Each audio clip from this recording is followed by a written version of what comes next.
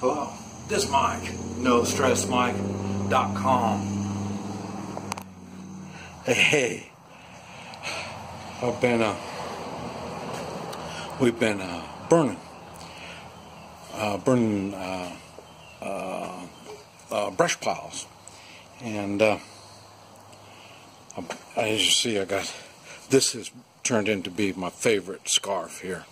This thing's working really good. It's like a t-shirt material, and right now we did all the work yesterday, but boy, yesterday I had this thing all covered up like that from the heat from burning, and then like I say, my arm gaiters, that does a real good job of keeping the heat from the fire from going directly on my skin, so it really worked out really well. But anyway, what I want to talk about, here, let me, how am I going to do this? Let me get that stuff off. Boy, is it cool when you take these things off. Yesterday I had these soaked with water, and but now it's just mainly protect me from the sun. Same thing with this. Keeps my neck from getting sunburned. And then of course my hat, that really takes care of me.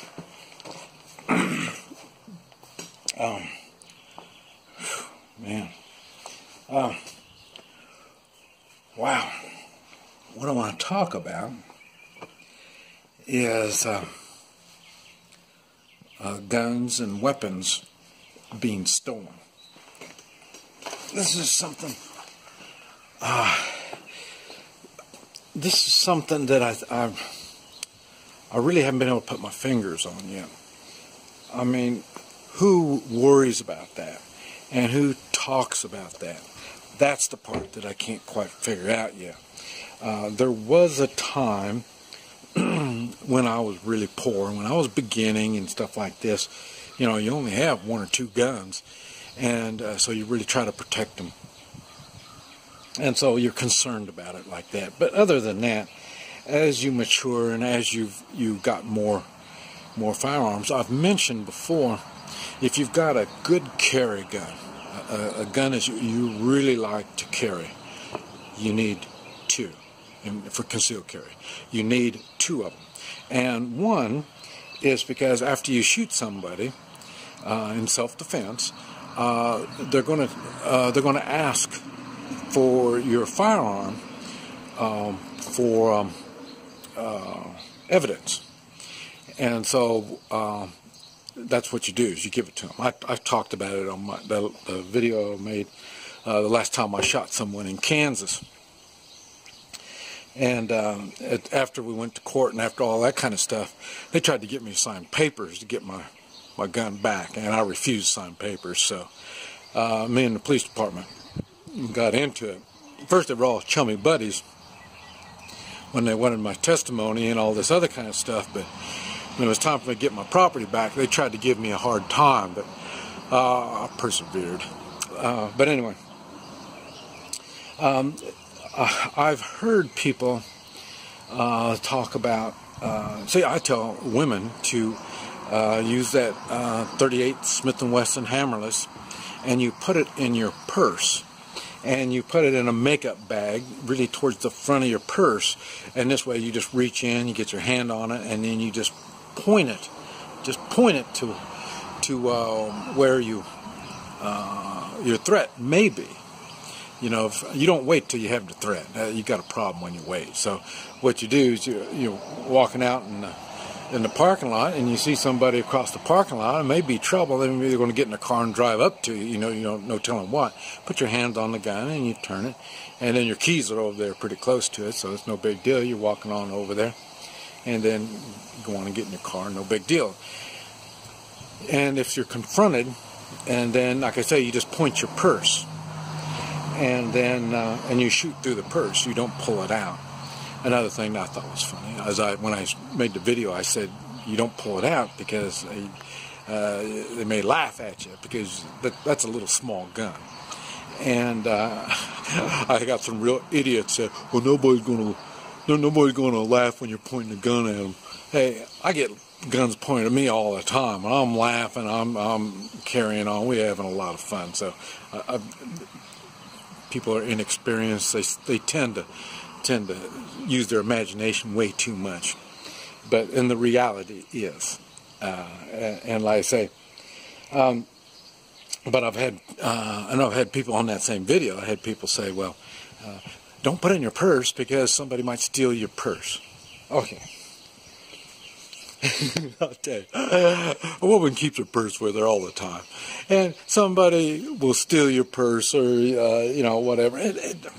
So what? What I say? You should have two. If you got a good concealed carry gun, you should have two of them, just in case it gets stolen, just in case you shoot somebody and they need it for evidence. So you got another one that you can use. So when it comes to worried about getting your purse stolen, don't worry about it. Another thing is a lot of states, they have a 5-day waiting for a handgun. That's another reason why you have two. If it's good, if it's really that good a gun, you better get two, because believe me, after you shoot somebody, they've got family and friends. You're going to need another one. And the last time I shot someone in Kansas, I talked about that. And then you have one of the things that I've been hearing. See, they try to make laws on guns. They're trying to attack our Constitution, and the one thing that stops them from taking or getting rid of our Constitution is the Second Amendment. People used to think it was the First Amendment, freedom of speech, but no, we've lost the freedom of speech. So now they've turned their sights on guns.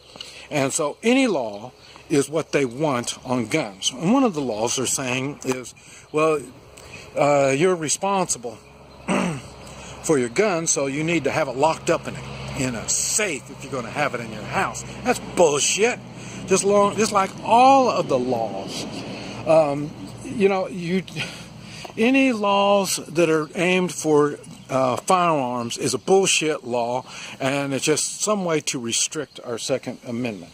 So forget it. So if you really, you know, I understand if you got some collectibles and stuff like collectible guns or even gold and silver or stuff like that, yeah, you might want to put it in a safe. But a gun, once it goes into a safe, is you can just put anything in there because you can't use it anymore. When the only time it's good is when you get it out of the safe. So in other words, you don't put a gun in the safe unless you're not planning on using it.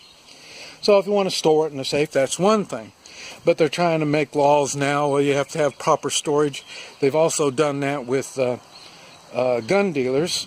They've made gun dealers trying to make them liable for their guns. And no. They get broken into, they get stolen. This is what happens to gun dealers. They're in the business, and they still lose it. There's no way you can guarantee it. Policemen even lose their guns. So this crap happens all the time. They're just trying to push bullshit off on you by telling you you're going to be responsible for your gun. I've had guns stolen from me. Matter of fact, I had one of my guns show up. It was in a shooting out in California. And so they came to me, it was registered to me, and they came to me, and I told them, yeah, that was mine. I sold it. You know, well, who'd you sell it to? I don't know. Because it's personal property. Personal property, you don't keep track of everything that you've sold to everybody and get their, and that's another law they're trying to do. They're trying to make it so you're responsible for that gun. You are not. It's just a piece of property. Just no different than anything else. Just because they want to regulate it doesn't mean that they've got some say-so, so piss on them. And I say, I've got guns that are buried. I've got guns that, I know people that got a lot of guns, and they got gun safes, and I give them one of my guns. And with the understanding that when I'm dead, it's your gun. And if I need my gun, I'm going to come get my gun. And more than likely, these people, I don't give them a trash gun. I give them a pretty good gun. And then if I need one of their guns, I'll even take one of their guns also. I mean, because the understanding isn't, we're in this together. And so this is how we work this stuff. Now, I don't do it to my poor friends. I don't give it to my poor friends because they're going to slide it up underneath the bed like everybody else. So, but no, if you're worried about your gun being stolen, don't worry about it. Because it's there's no liability to it, even though they try to dump it off on you. Even me, I'm a big morals guy, and even that, it's just I don't have any moral responsibility over that firearm. It's a piece of property. Okay, my moral responsibility is what I do, my actions. And same thing. How do you say it? I look at somebody on their actions. He stole the gun. Okay, it's just property. He just will steal my spare tire. You know, don't try to get this crap that I'm liable for that crap after. No, I'm not liable for your inability to take personal responsibility. And you can make all the laws you want. I've also talked about unconstitutional and immoral laws aren't real laws. They are ways of controlling. This is what a tyrant uses to control the population. So that's bullshit too. So you do what's morally right. I'll tell you, that's hard. That's hard. If it was easy, everybody would do it. So just doing what's morally right is hard, and don't worry about this crap that other people try to push off on you, especially these, like I say, these gun people that want to take our guns from you. You know, I mean, they don't have any idea what responsibility is. Otherwise, they'd mind their own damn business and work on their morals. This is Mike, NoStressMike.com.